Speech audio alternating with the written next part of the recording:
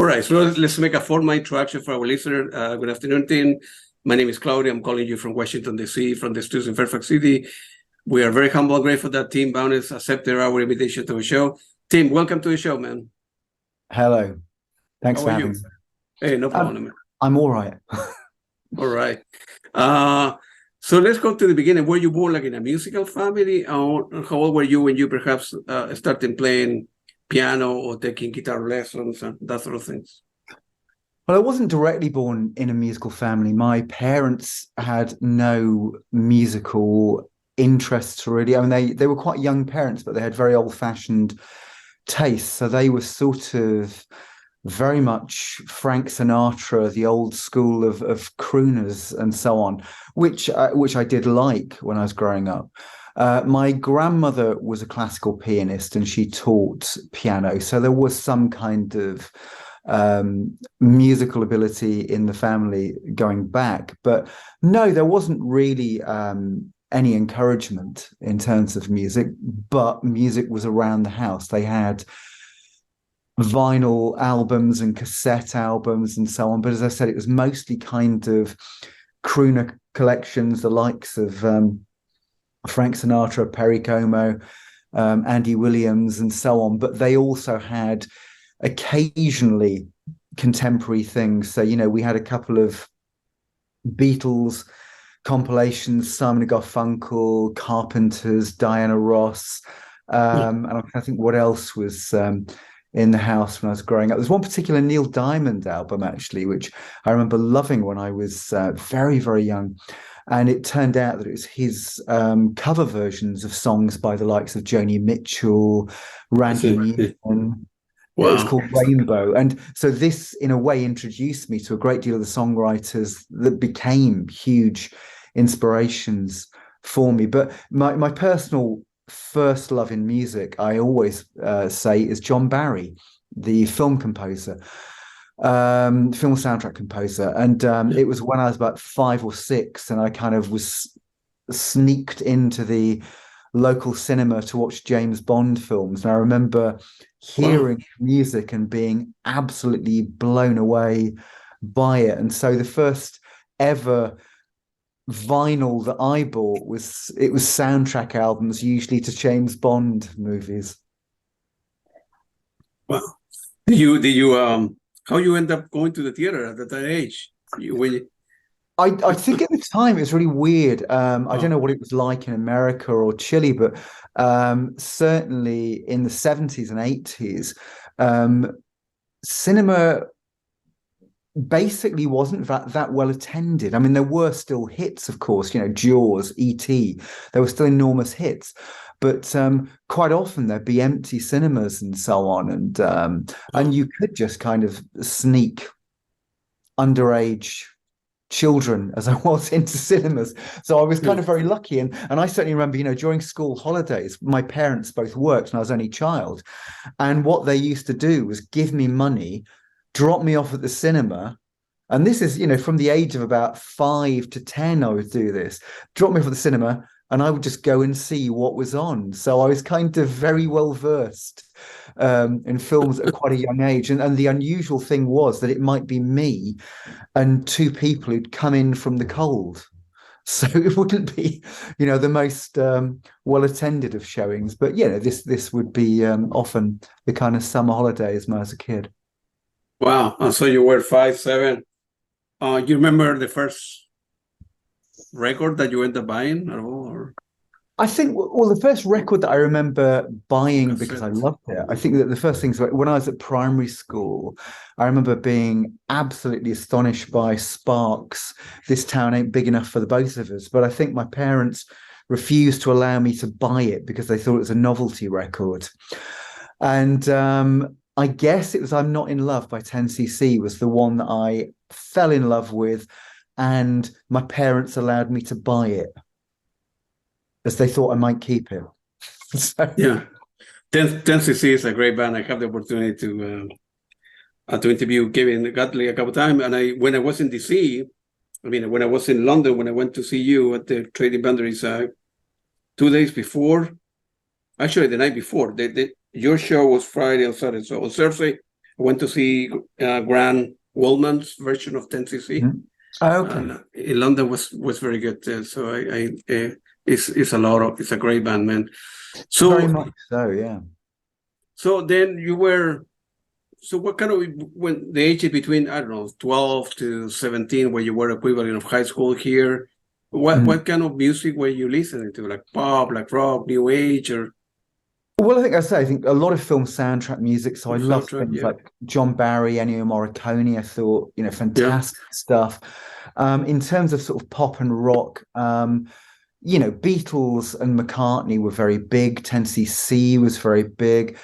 When I was about 15, I was introduced to the music of artists like Pink Floyd, Tangerine Dream, and so on. So that set me down a certain course.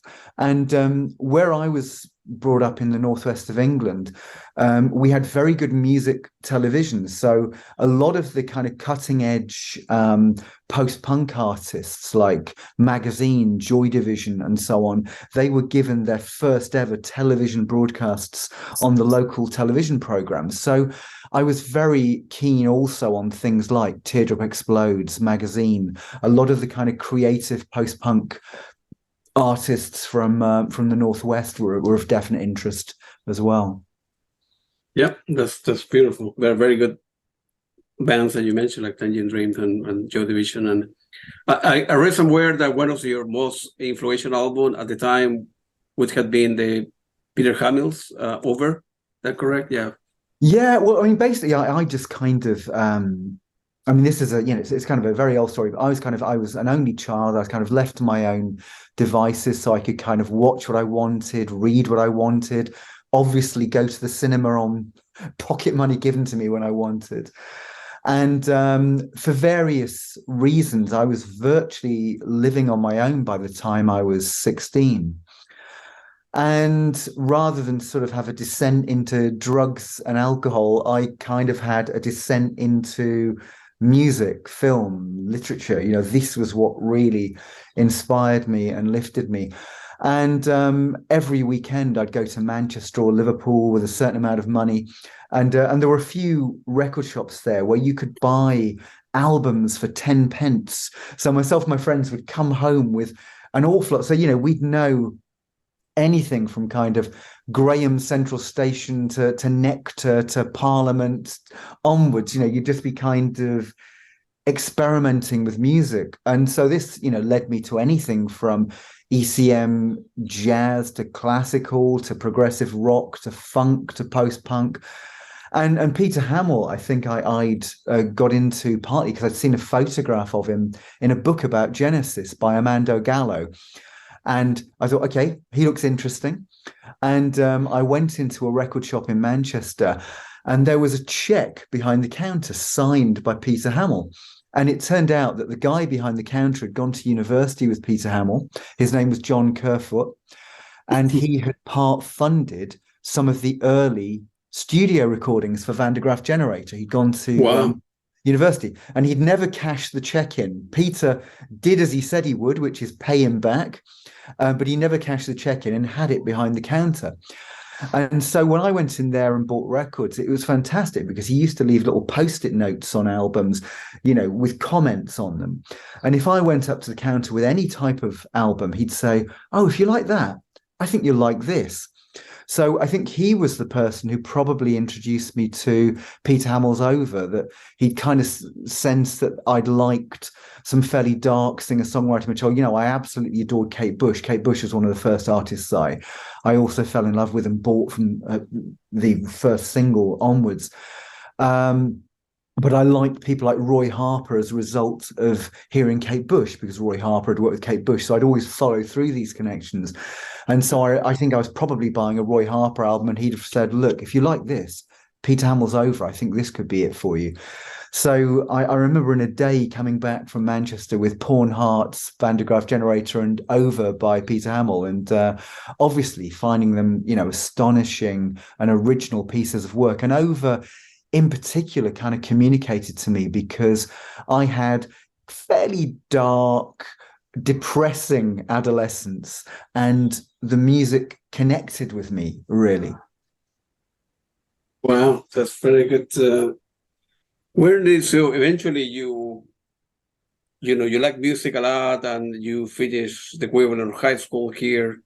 You were 17, 18. So what do you do with your life? Was at the time was you knew that you wanted to either go to college or go to university or follow a musical career? There was any family pressure to give it to your parents? Hey, forget about music. You're not going to make any money. You will Oh get in yeah, trouble. I Go mean, to school. Forget about the music things.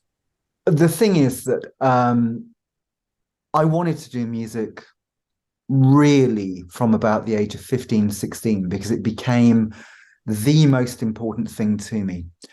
And I also felt that, we only have this kind of one chance to do what we want to do. And so I was very, very determined, and I would certainly persevere with my dreams. As I said, I came from a very dysfunctional family because, my parents were always splitting up and so on. I was an only child. And then when I was 15, my mum was killed.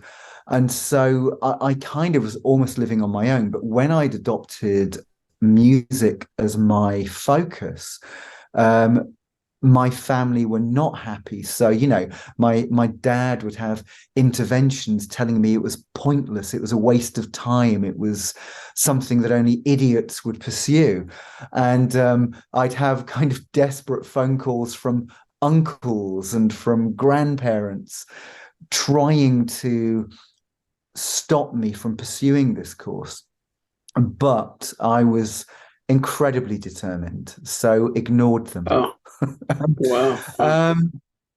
And basically, as I've said, because I was kind of given a lot of space, I had a lot of space to write, to think about what I wanted to do.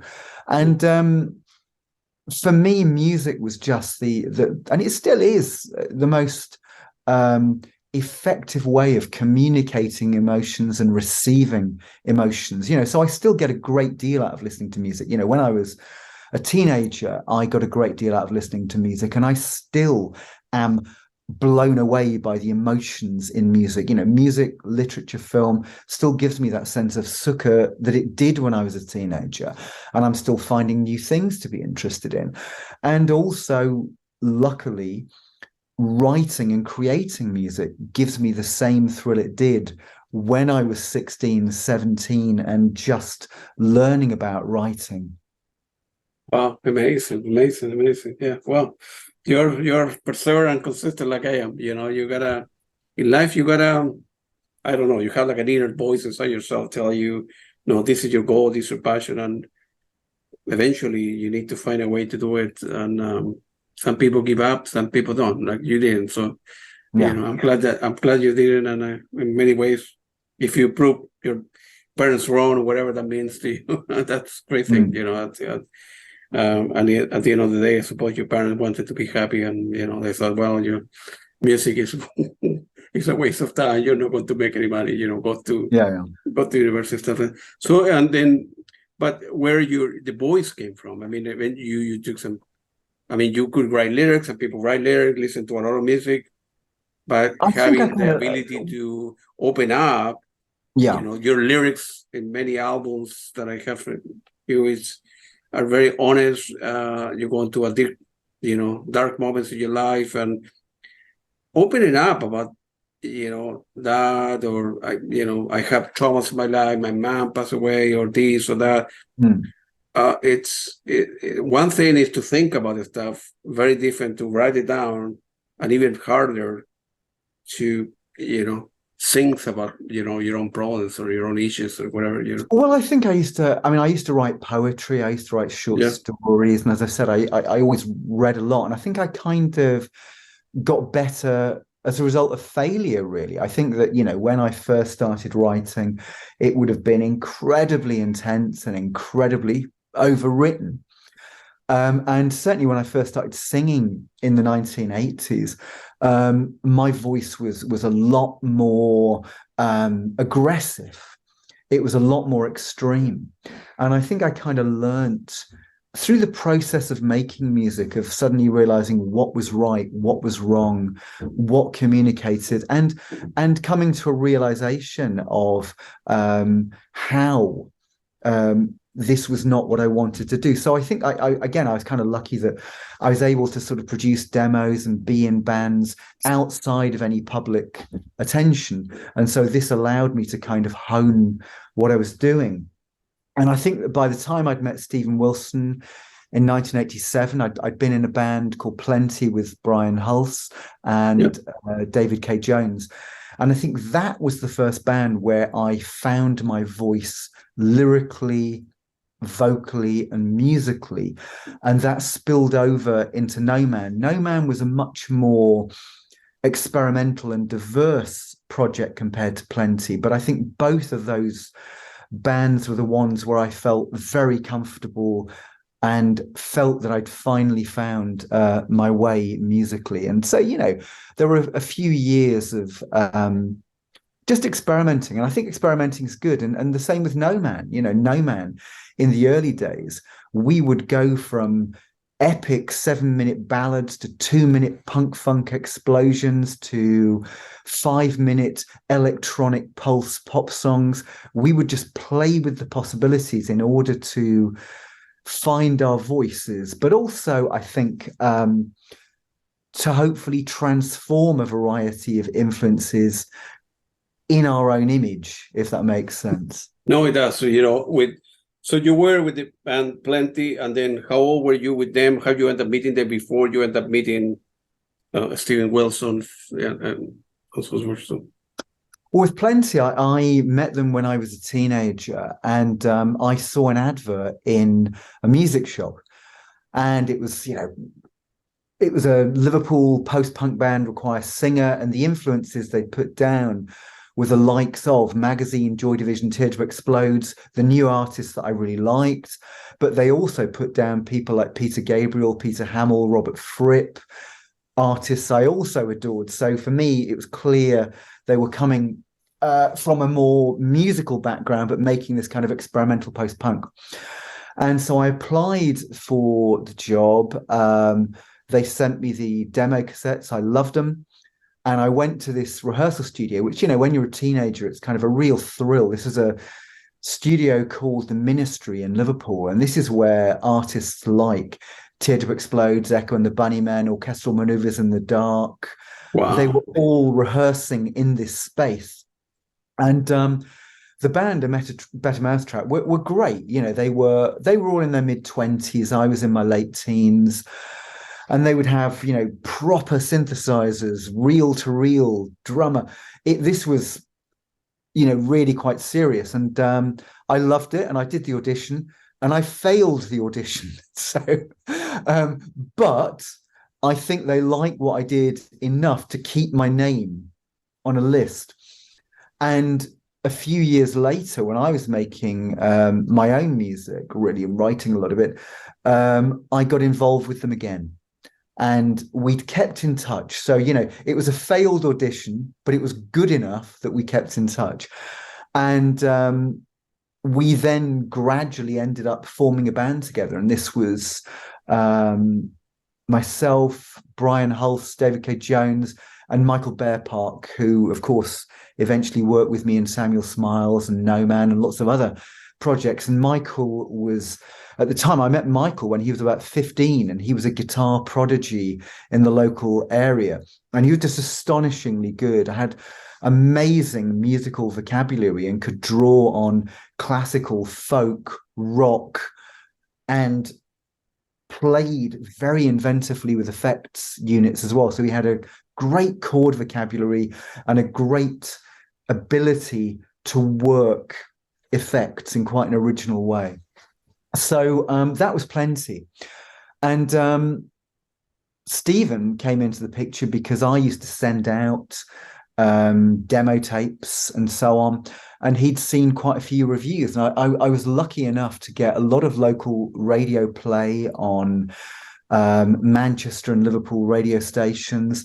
And I was also getting reviews for my work in magazines in Italy and so on. And I'd got a couple of cassette demos of the week. So in Britain, we used to have these music magazines like Electronic Musician and 1-2 Testing that were for musical equipment, but they'd also have the demos of the week.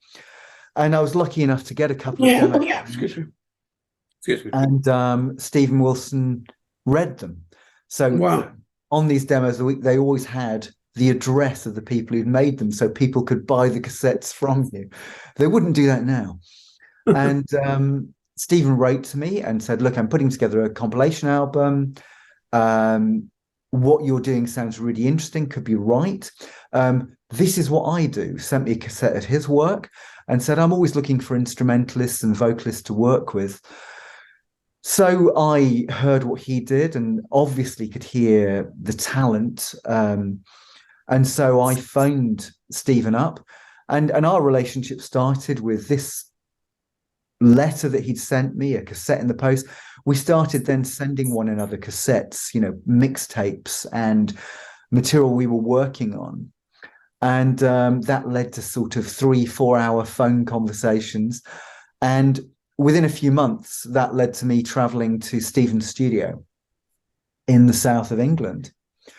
And almost straight away, we connected. We talked for about 4 hours about the music that we liked, the music we disliked, what we wanted to do. And after talking, really within an hour, we'd written a couple of pieces, and the pieces were so diverse. We were both really excited. And at the time, I was still in Plenty, and I loved the music of Plenty. But obviously, working with Stephen, who's an incredibly versatile musician, and like me, he had a hunger for experimenting in all sorts of extreme ways. So that kind of took off, and eventually No Man became the band, really, because Stephen wanted to take it more seriously and said, look, let's both of us move to London and really try and make this what we do. And so that's what I did. Wow. And what the people of Plenty said about that, they said, go on, that's your dream. Well, we get on extremely well now. I see. Yeah. And we got on very well at the time. I don't think they were necessarily happy. Michael had already left and gone to university in London anyway. And I think what happened is, because I absolutely adored the music of Plenty and still do, and, obviously I'm still performing pieces that we wrote then. And I said, look, if you're prepared to spend a year making this your sole interest and trying to pursue it professionally, I'll stay. If not, I'm going to go to London. I'd have still continued working with Stephen, of course. Yeah. And they didn't, because, of course, they had, and it's understandable, they were in their, by that stage, late 20s. They had very good jobs. One, both of them were lecturers at college. One of them was married. And so, of course, for them to sort of give up their work, spend a year concentrating on it, was a very big deal. For me, in my very early 20s, with no commitments, it was easy to say, right, I'm going to go to London with Stephen and we're going to try and make this our life. Yeah. Wow. By the way, do you still have the tapes that you sent back and forth with Steve Wilson and the letter that he said? I don't. Save it one day for your kids, or eventually. I don't. I mean, I've got all of the early, all of this we're talking about. I've got all of the early demos from A Better Mousetrap, Plenty, No Man. Wow. Yeah. I have all of those. The mixed tapes that we sent one another, no, but I wouldn't be surprised if Stephen has some. I will, maybe next time we'll get together for dinner somewhere, Tim, and then I would love to see stuff. For me, it's very important to see the beginning of bands. It's how difficult was the beginning, the first year, the first record label, the struggle at the beginning to put demo tapes and cassettes and send to studio right. Yeah. So it will be great to see that one day. So then you moved to London, and then how was like at the beginning? I think later on the violist Ben Coleman and then Stuart joined the band, right? So, but Yeah. Well, for so about you a year, yeah, go ahead. No Man was just me and Stephen, and it was us throwing ideas into the pot, recording. Yeah. And we'd get together most weekends, and most weekends we'd come up with 3 to 7 pieces because both of us worked very, very quickly. And as I said, it was a very different type of music from Plenty. I think the one thing that did stick is that Plenty had a particular style of art ballad that I think became a No Man staple as well. In the early days, No Man even did a couple of Plenty covers. But with No Man, we would do that, but we would also experiment in many other areas. So, Stephen and I, we loved singer-songwriters from the 60s, Nick Drake, John Martin, Sandy Denny, Joni Mitchell. We loved experimental jazz, early 70s Miles Davis and so on, mid 60s John Coltrane, a lot of the ECM jazz artists. And we also really liked rock music and prog rock music. So we, in a sense, were drawing off a wider range of influences. Another big influence, strangely, we really like stuff like James Brown and Funkadelic as well, the locked in grooves of those artists. And we were listening around to new music. So in sort of when we first started working together, 1987, 1988, there was an awful lot of exciting music still being made, whether it was David Sylvian, Blue Nile, Talk Talk, Dead Can Dance, The Swans, and some beautiful pop music as well. So we were listening out constantly. Wow. Though we were always trying to make a personal music that was timeless. And I think the best of that came out in an album called Speak, which was released in 1999. And that was stuff that Stephen and I worked on during 87, 88 and so on. So after about a year of just the two of us, it then grew. I invited a guitarist called The Still Owl, whose real name is Stuart Blagden. I invited him to join the band. I'd worked with him in Manchester in a band called Still. And Ben Coleman came to us through an advert in Melody Maker, which was one of the big music papers of the time. Yeah. And they were both amazing musicians. Stephen and I are very quick at creating. Stephen's a very good musician, but he's not necessarily a virtuoso musician. Ben and Stuart were virtuoso musicians. So we had two great musicians available to us. And they immediately stamped their identity on the work. So for a couple of years, it was this 4-piece lineup. And our second gig, which has kind of gone down in history in a way, we entered a local Hemel Hempstead Battle of the Bands for a joke. And we entered it partly because we kind of knew that a lot of the bands would be doing very typical things. And they were, a lot of the bands that were in it were either trying to be U2 or trying to be Simple Minds, who were the very big bands of that day. Yeah. Or they were trying to be FM rock bands and create a commercial sound. And we just went in and made a racket for 4 songs. We just enjoyed ourselves and hopefully made quite an eclectic and interesting racket. And we won the competition. And Wow. One of the reasons we won, it turned out, we only found this out years later, was that Jacko Jackchick, latterly King Crimson lead vocalist, he was one of the judges.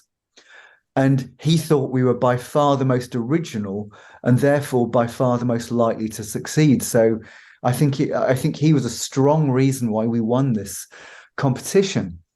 And this is before we were ever signed. And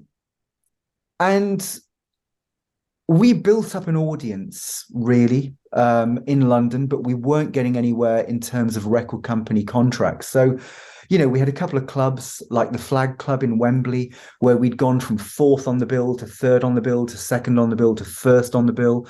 We were playing the famous Marquee Club in London. Wow. And we were getting really decent audiences, but we could not, for the life of us, get record company people or publishing company people to come and see us. And we had a few people who were quite well known who liked us. So Nigel Kennedy, the violinist, worked with Ben Coleman, and he was a big supporter of the band early on and used to wear No Man t-shirts in interviews. David Cross of King Crimson used to come to our rehearsals occasionally, was very supportive. And still Al, Stuart Blagden, he was primarily a classical and jazz guitarist, especially well-versed in Brazilian folk and jazz music.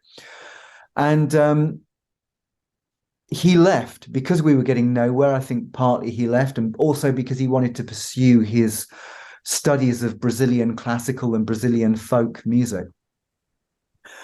And so Stephen became the guitarist. And the irony is that Stephen moved from keyboard to guitar, and we became more of a guitar band with Stephen. And so then it became this trio of myself, Stephen, Ben Coleman, working with backing tapes. And it was surprisingly powerful. But the breakthrough came when we released a 7-inch single. We recorded a cover version of Donovan's Colours. And luckily, it got Melody Maker Single of the Week, Sounds Single of the Week, on the radio. The next gig, record company and publishing company people were there. And so we got signed. So it was all due to one song and one single. And we took a risk of putting out a 7-inch vinyl single. Wow.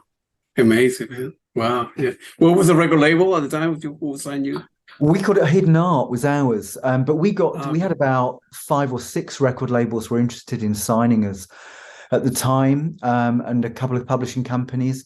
And we eventually went with Hit and Run Publishing, which was very famous at the time because it was owned by Genesis, and it was the biggest publishing company in the world. Yeah. And we signed with One Little Indian Records, now known as One Little Independent. And they had artists like the Sugar Cubes, Björk, of course, as we now know, the Shaman, Skunk and Nancy, artists like that. So that was the label. And in America, we were signed to Epic Records through Sony. Wow. What year we talk? That was 91, 92? Or? Yeah, that would have been, it would have been 91 when the deals came through. Yeah. So so then, you got the attention of a record label. You received offer for several record labels, and then so what do you do next? You guys decided to go on tour, keep do more formal recording in the studio, put an LP together, or what was any pressure from the record label? It was actually, weirdly enough, because Stephen and I, as I said, are very quick at working and writing and recording, but we actually spent a hell of a long time making our debut album. So our debut album, Love Blows and Love Cries, actually took us about 3 years, and we were going from expensive studio to expensive studio, and we were never happy, really. Yeah, and we released a couple of singles during that time, including Days in the Trees, which did very well for us. And we got a fair amount, we got a lot of press coverage in Britain. We got a fair amount of radio play, and we even got on British television quite a few times. We were on Channel 4, ITV, MTV, for our videos, and also live and doing interviews. So we got a lot of support, actually. But the album we didn't release until about 1993. And part of that was that we'd finished it in 1992 and we gave it to the record company. And the record company, in true record company style, said, "You've not got a hit single on there." And it made us rethink the album. And strangely enough, what came out was a lot better because we totally rethought it. We junked half of the album, including some big budget studio recordings. We decided to have the courage to go with our home studio recordings on some of them.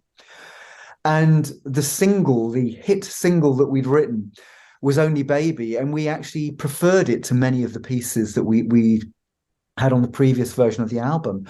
So we totally restructured the album, came up with something better, I think. So that was our first album in 1993.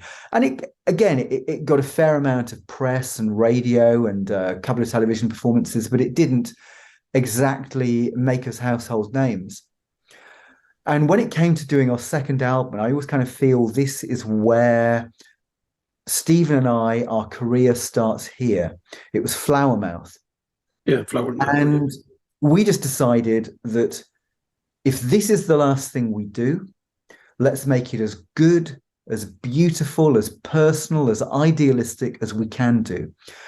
And so we took the advance and we bought better studio equipment. We basically equipped No Man's Land, the studio, made it as good as we could. We then decided that we'd get players that we wanted to work with. So Robert Fripp was an idol for both of us. Ian Carr, the jazz musician who'd been in Nucleus, he was somebody whose work we adored. And we'd been very lucky to work with Jansen, Barbieri and Khan as well from Japan, who were a band we loved. And so we got these people involved in Flowermouth, and we just made an album that we thought was important.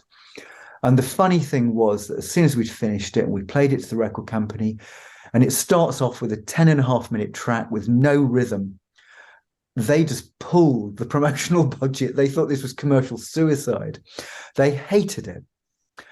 And it ended up selling far more than the first album, despite having less promotion, fewer reviews. People discovered this album by word of mouth, by loving it. And so in a way, Flowermouth was the start of our career, even though it was also the end of our relationship with One Little Indian Records, because they didn't see commercial potential in us as a band after Flowermouth.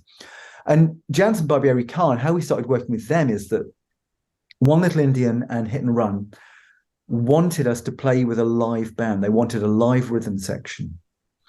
And we really enjoyed playing as a trio.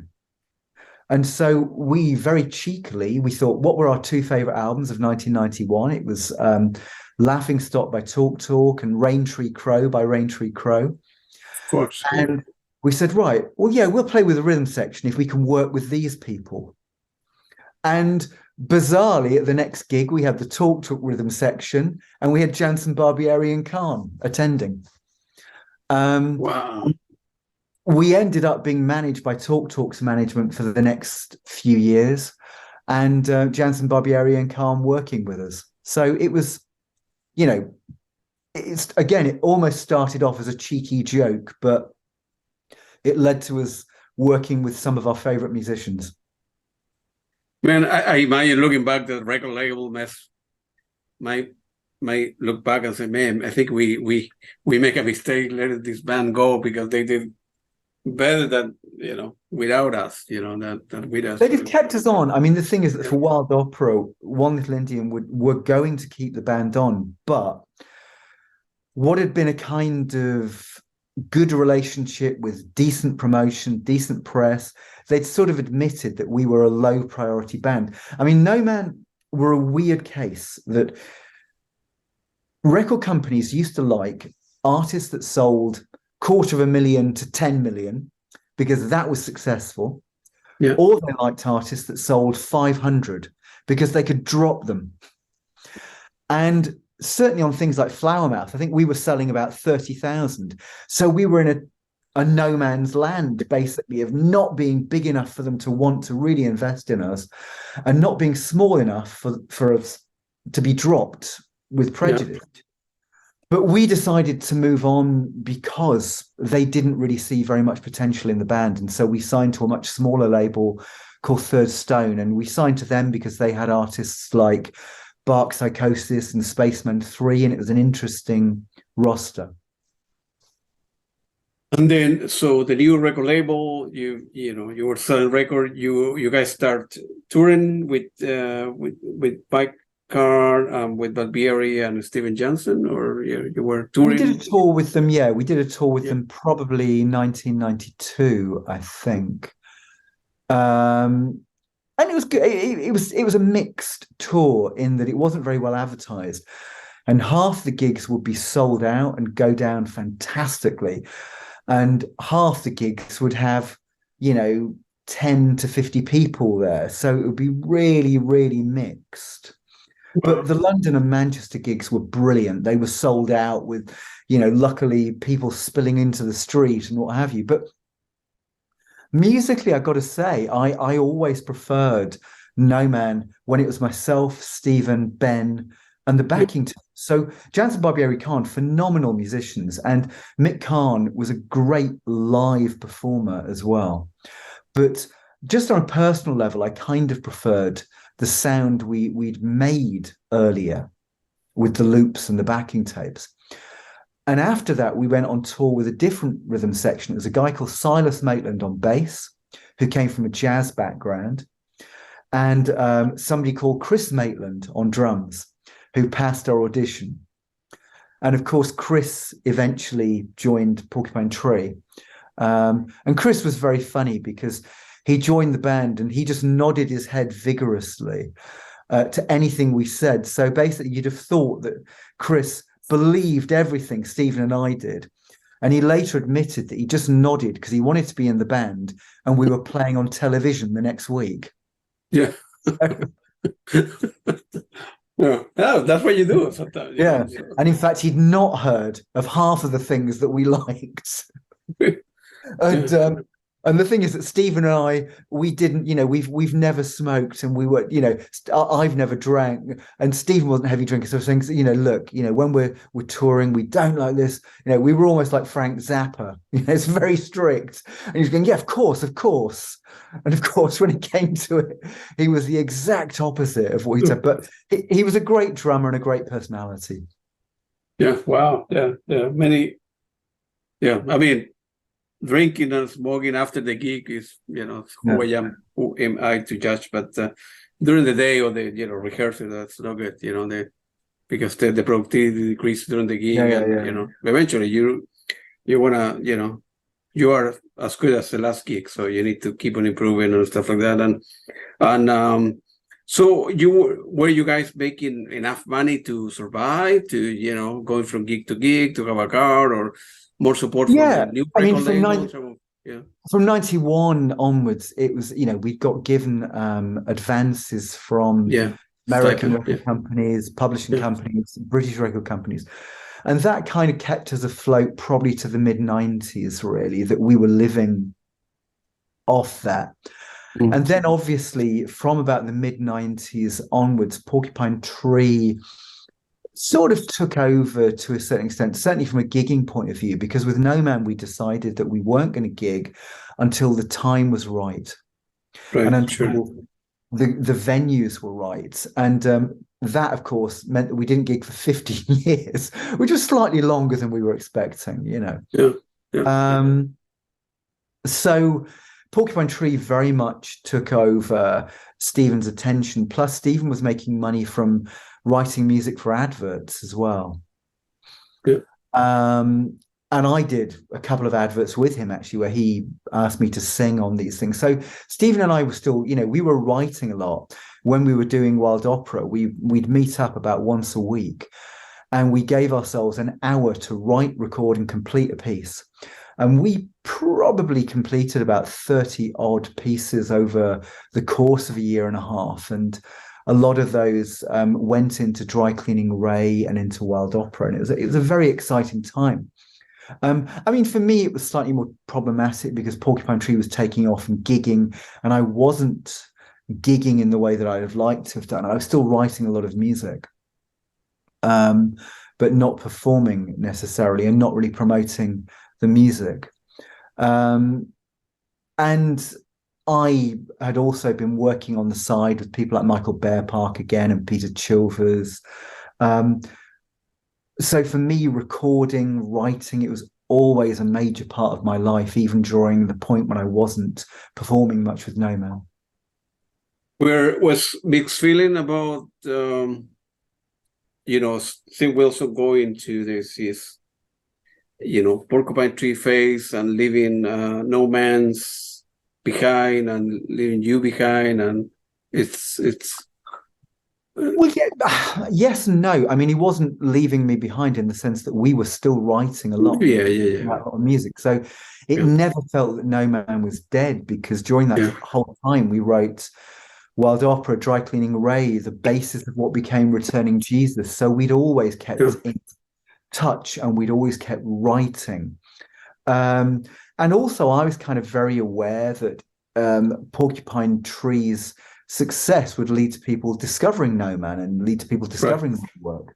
Yeah, absolutely. And I also supported Porcupine Tree a few times during that era as well. So I was always connected. And you know, it wasn't only Stephen. Richard Barbieri I'd worked with a lot beforehand, including the album we'd done together, Flame.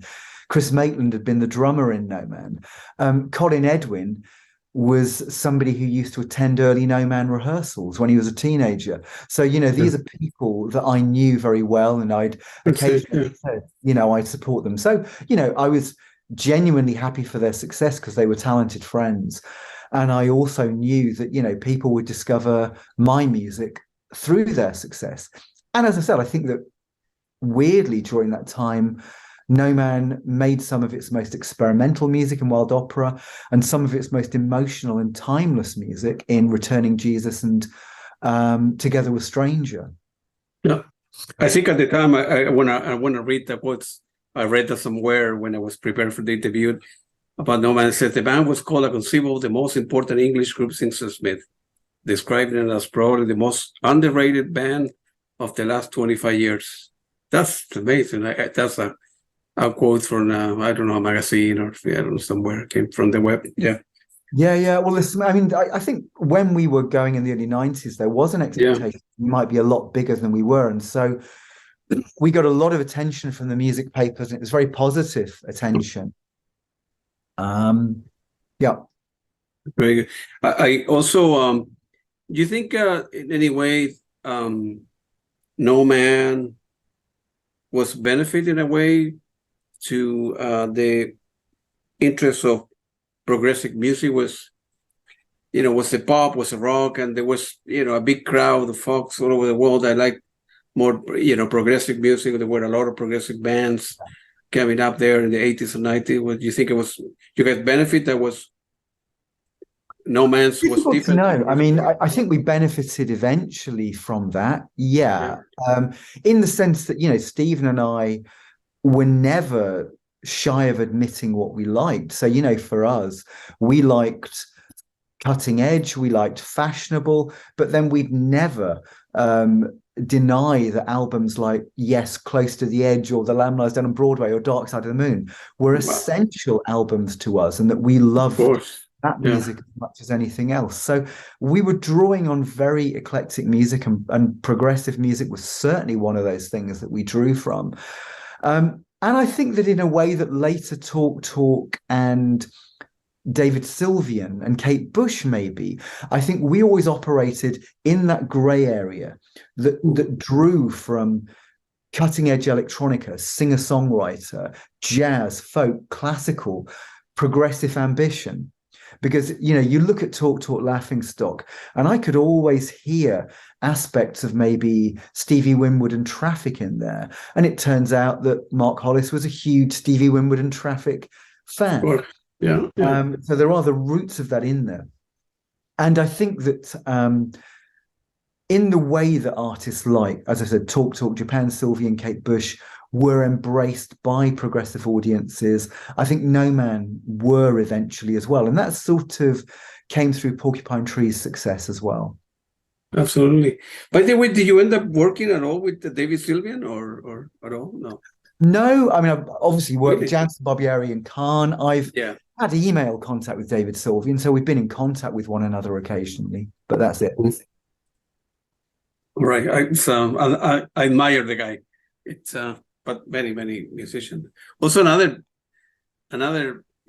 person who was important at the time, when you mentioned with Radiohead, Kate Bush, which had been, I think, Scott Walker, I suppose. Oh, Scott Walker, yeah, huge. Yeah, he's a guy, amazing. I think your boy had been compared a little bit to Morrissey and Johnny Marr. Mm-hmm.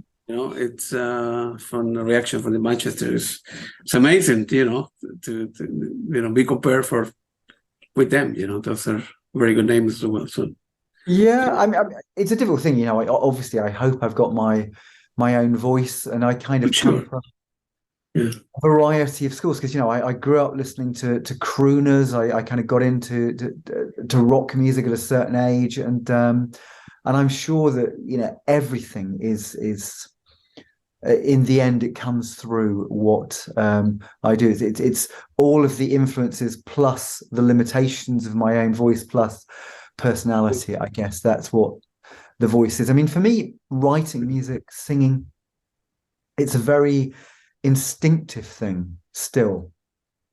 So when I create, it's very much in the moment. And of course, I'll edit the in the moment moments, but it's all about that core inspiration, that core feeling.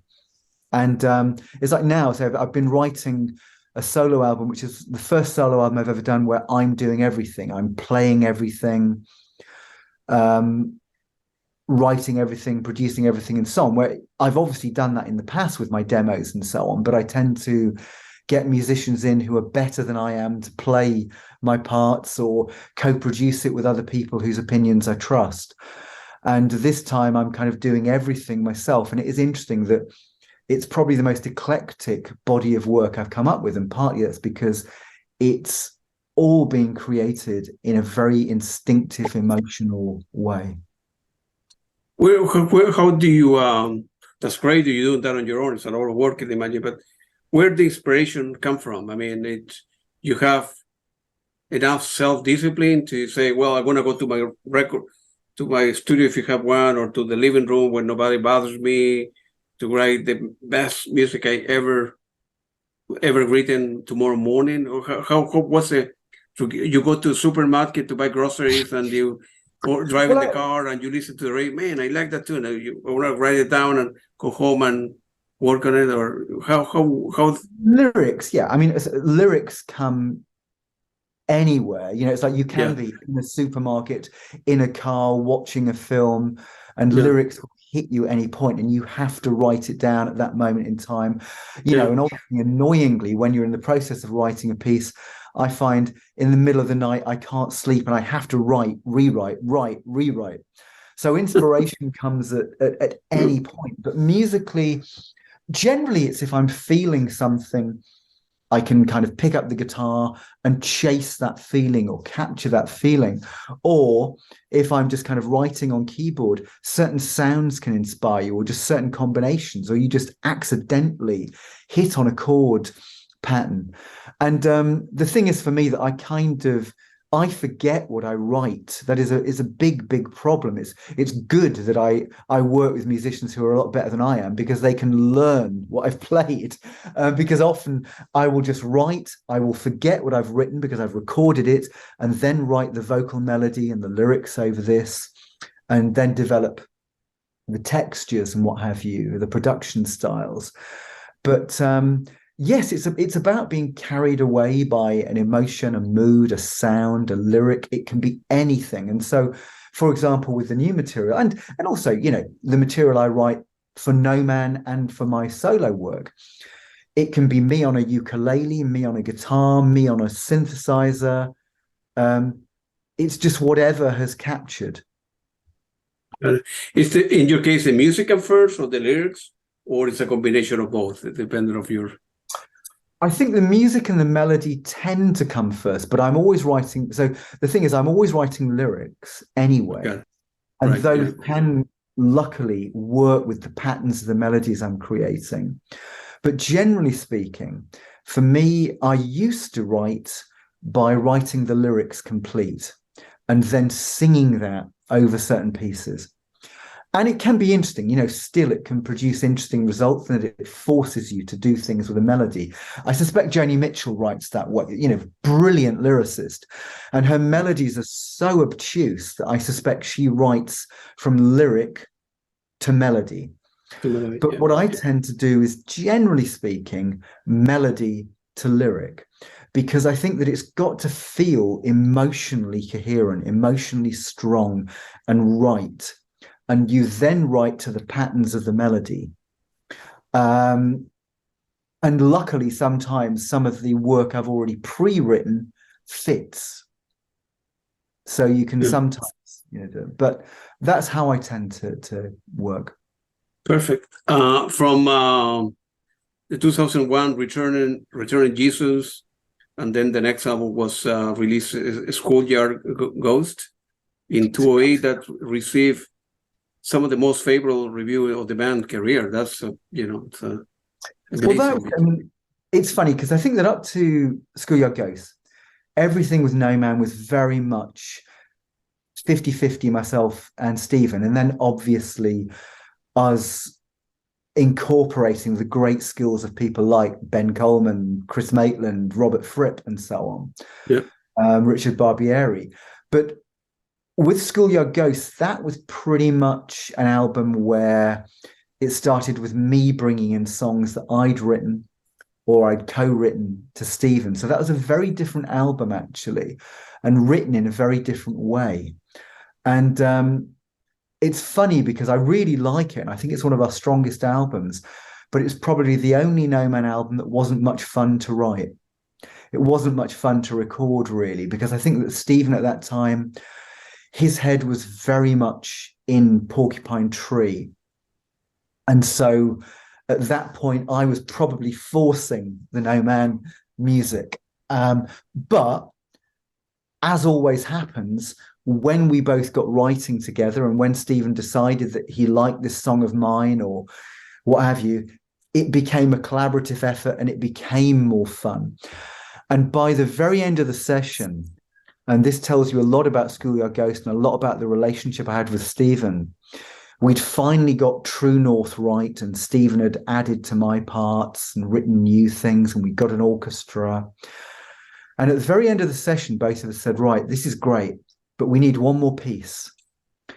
And Stephen picked up the guitar, and I sat next to him, and we wrote Wherever There Is Light in about 3 minutes. It was almost it was the time it took to record it, write it. It was there, like we used to do when we first started writing together. Wow. And and that was a 100% collaborative piece, and how the session ended, which is really positive. Yeah, amazing. Wow, amazing that people like yourself and Steve Wilson have the creativity to, put together a great song in 5 minutes or 10 minutes or whatever, So, I don't have that in me. I'm not creative. I work hard at things, without being a musician. Some things do take time. I mean, Angel Gets Caught in the Beauty track, one of my favorite No Man tracks. We probably weren't happy with that for about 4 years. There are about a dozen really different versions of that piece with works in progress. Lighthouse was another one that took us about 4 or 5 years. And in the case of Love You to Bits, that was a piece that probably took us 25 years to get right. Yeah, that's right. Because I suppose, as I say, like I mentioned before, I'm not a musician, right? I'm a consumer of your products, right? It's a diminishing return factor, right? Yeah, let's rewrite that a week. Let's rewrite that. No, I don't like the piece. Let's rewrite that. So it time, money, a year later, that you could, it's an opportunity cost, you could be doing something else. And yeah, maybe you improve it, easy for me to say, but maybe you improve the song, the track, the record, 10%, 15%, but you spend a year doing that. I mean, yeah, I think what's the balance between, hey, it's good enough, let's put it out there, let's tour versus, well. I think you've just got to feel that something's right, really. And the same goes with my solo work, certainly the last 2 albums have been very much written now, in the here and now. Yeah. But the first few solo albums might have been tracks I'd written over a period of years, or rediscovering a track that had been abandoned and then thinking, okay, that's got real potential. Because I find a great kickstart to creativity is, if I'm not feeling in the mood to write, rewriting an old piece or re-recording an old piece puts me in the frame of mind for writing.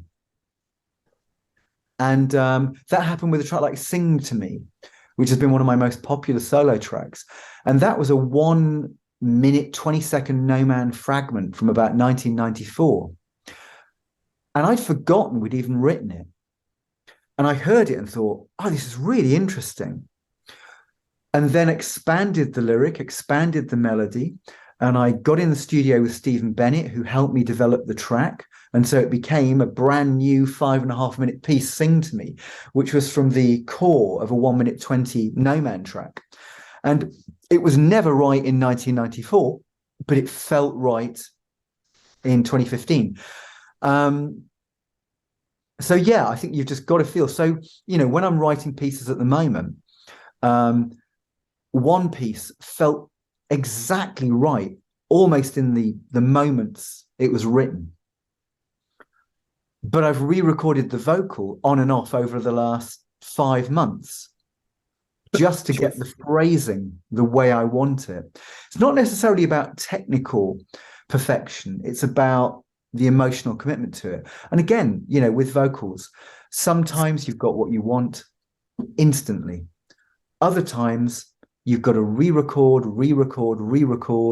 until it's right. So one album, Lost in the Ghostlight, I would have re-recorded lots of those vocals. It may not sound like it, 50 times. Wow. Sometimes more than 50 times, just to get the right phrase.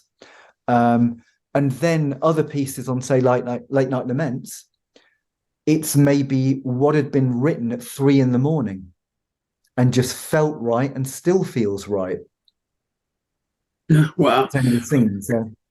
How you go back to the old stuff? You know, you have like several computers, several hard drive that you have stored the stuff, and you say, man, you listen to by accident, I don't know, in the radio shopping, man, I like the lyrics and remind me of a track that I wrote with Steven 1987, 1983, whatever. How you remember what the stuff is?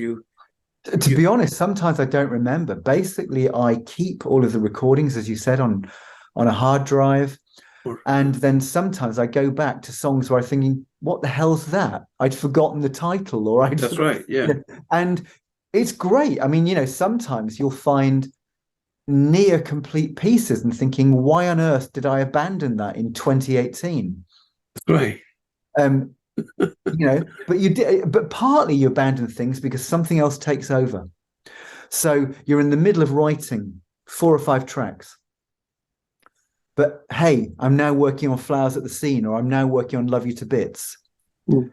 You ignore that, you forget it. And it's only about 2 or 3 years later you realize that you'd written these pieces, and you go back and you hopefully perfect them. Yeah. Love You to Bits, the 2019 album is very good, actually. I mean, the period No Man, working with Steve Wilson, you doing other stuff, Steve Wilson doing other stuff with other bands, as a worry. You guys come together to a masterpiece. Come together 5 years later, you know, you phone up, hey, Steve, I have working in this track. You said to me, okay, that sounds good. Okay, let me take, you know, a week off for my work, meet you in London or whatever, and then those work. So it's amazing, it's great. You know. With Love You to Bits, I mean, basically, Abandoned Dancehall Dreams, my first solo album, was going to be a No Man album. Because I brought it to Stephen like I did Schoolyard Ghosts. And basically, that was going to be the next No Man album, but with Stephen's additional writing, he would have, you know, obviously altered a few of my things. And he was very busy working on The Raven at that time. And he just said to me, look, I think you've got a solo album here. Just release it yourself. I'll mix it. And so that's where the solo work started. But yeah, we continued to meet up, and Love You to Bits, we developed a bit further in 2013 and 2015. And then in 2019, we thought, right, we're going to finally do this. And you're right. I just went to Stephen's studio in London, and we just dedicated time to making it right. And that was like we used to write in the old days. It was just me, Stephen, the studio, and ideas flowing out of both of us. And it was great fun. And the genesis of that album was a 1994 pop song, about 3 minutes. We developed it a bit further over the years, an 8-minute piece, worked with Theo Travis on it at one point. And then in 2013, 2015, we'd written another piece, The Beginnings of Love You to Pieces. So we had like a 4 to 8 minute version of Love You to Bits, a 5-minute version of Love You to Pieces. And we thought, this is the basis of the album we've always wanted to make these pieces into. And so a lot of the writing happened in 2019 when we were together. So there are lots of new sections and variations. So that album was very much Stephen and me in 2019. But the core inspirations were from 1994 and 2013. Great. It's great that you still have with Stephen and yourself, the motivation, the attraction to one another to write great music. And although different bands and you have done your own stuff, Stephen Wilson, you come back together, you haven't spoken to him in a while, boom, you're doing a great album then again. Yeah. And still the chemistry is there and the motivation and like you mentioned, the studio, Stephen and Tim, the three of us in a room, with no beer, no smoking, just water or whatever, coffee, a lot of coffee and tea.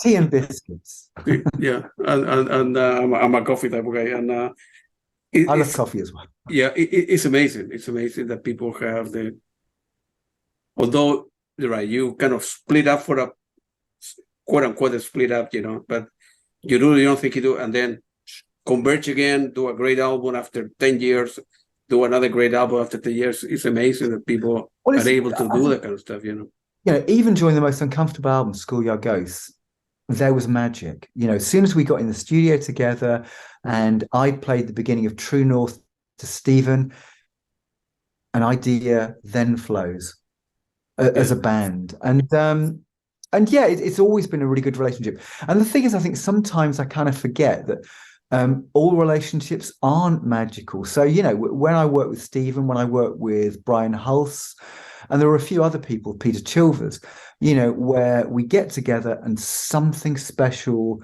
happens. But, when you write and record with other people, you realize that it's not always the case, and sometimes great musicians don't necessarily produce good work. And also in terms of inspiration, I tend to write with my solo work when I feel like writing. So there was an 11-month gap between Flowers at the Scene and Late Night Laments. There was a 13-month gap between finishing Late Night Laments and starting Butterfly Mind. There's been a 13-month gap between Butterfly Mind and me suddenly starting writing for a new solo album, because that's when I felt like writing, when the inspiration has been strong and so on. I don't like writing for writing's sake, though. If you put me in a studio with Stephen now, I'm pretty sure we'd come up with 2 or 3 things in the next few hours. Really? Oh, yeah. Because I think that, we just throw things at one another. And I think there's a whole thing that, when we were writing Wherever There Is Light, that was a kind of a very simple thing. If Stephen had a guitar, I was there, it happened, it clicked. And then as we were recording it, I heard what became I think it's pedal steel on the album and flute, but live we play it with violin. That melodic line, suddenly that occurs to me. So you're writing in real time as you're recording it, saying, right, I can imagine a flute playing this, singing the line over. So, I mean, I love that process still. I think I really like playing live and I really like the connection with an audience, but actually writing a new song, feeling that you've fulfilled an idea or you've caught that emotion, that probably can't be beaten. And I still love it, You still have like when I met you at the Trading Banders, the motivation of, I don't know, are you like an introvert person, extrovert? It's easy for you to, I need to pay the bills, I need to tour, or I need to do this for money, it's a job. a passion, or you still get nervous before playing live in front of an audience? How you prepare for that, or would you take it like a job? Or oh no, you never do anything like a job. To me, again, when I was performing at Trading Boundaries, I took it as seriously as I take anything. And I enjoyed it. And basically, it's about losing yourself in the songs, losing yourself in the moment. And I think, I spoke to Brian Hulse about this beforehand. We rehearsed for it. And the sad or brilliant thing is that even when we were rehearsing, we were feeling the passion of the songs. We were losing ourselves in that music. And what was great is that we were drawing on songs that the first song we'd written in 1987, the last song was 2022, so it was covering a lot of ground. Yeah. And even when we were rehearsing, we were losing ourselves in that music. So no, it's got to be about losing yourself in the music and hopefully communicating that to the audience. And people, obviously, I'm on the other end. I'm sitting on a table in front of you, hear you singing with these, great people that last weekend. And for me, it feels different when I see the enthusiasm, the motivation for the art, and not taking that as a job. And I wish I was somewhere else, but I'm getting paid whatever X number of pounds to perform, so I need to do the best I can. Versus, man, the guy is really enthusiastic. He's very happy to be here, and it's put himself or herself out there, singing lyrics and nervous a little bit, and I'm able to sense that when it's, I don't know, for a consumer point of view, right? So. Yeah, in terms of nerves, I've not really suffered from stage nerves. The only time I've suffered from stage nerves was when we did the No Man reunion in 2008, which was recorded on mixtape. Yeah. And I had a terrible cold, so I couldn't sing properly. And it was the first time No Man were playing for 15 years. So I was kind of heartbroken that I couldn't sing properly. I couldn't reach the notes. I couldn't express myself. But it was emotional maybe because of that, because I was nervous and I couldn't reach it. So it was a good gig, but it was annoying that it wasn't as good as it could have been. And when I did my first gig after the pandemic, and it was in Liverpool, and it was with Peter Chilvers and Matt Stevens, and we were doing this intimate singer-songwriter trio. And that was kind of slightly nerve-wracking to think, God, I've not played here now. I've not played for a couple of years post-pandemic. And it was a very different band, because the previous band I've been with was a kind of 6-piece rock band. This was a 3-piece intimate textual singer-songwriter. So that was, interesting. Plus I'd never played in Liverpool before, and I don't know why that was kind of also a big thing. It was like but yes, generally speaking, I don't really have nerves. I have a sense of excitement of wanting to perform that song, because weirdly, I kind of, when it works and it sounds good, I just absolutely love being lost in the song and singing and projecting that. Being lost in a song. Oh, that's the best way to put it.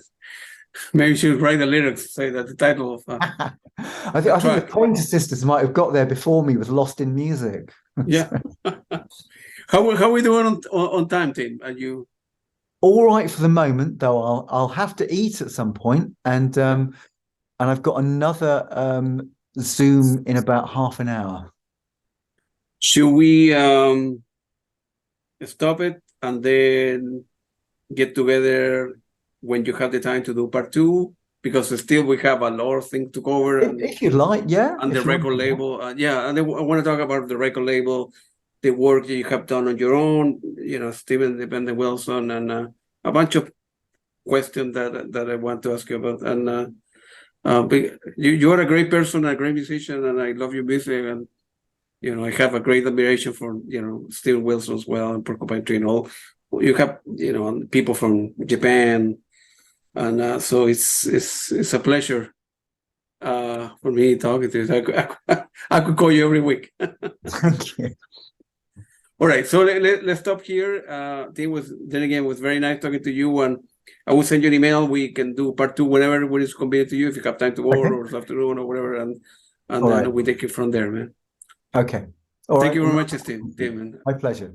Appreciate See it. Thank you. Bye bye. Bye.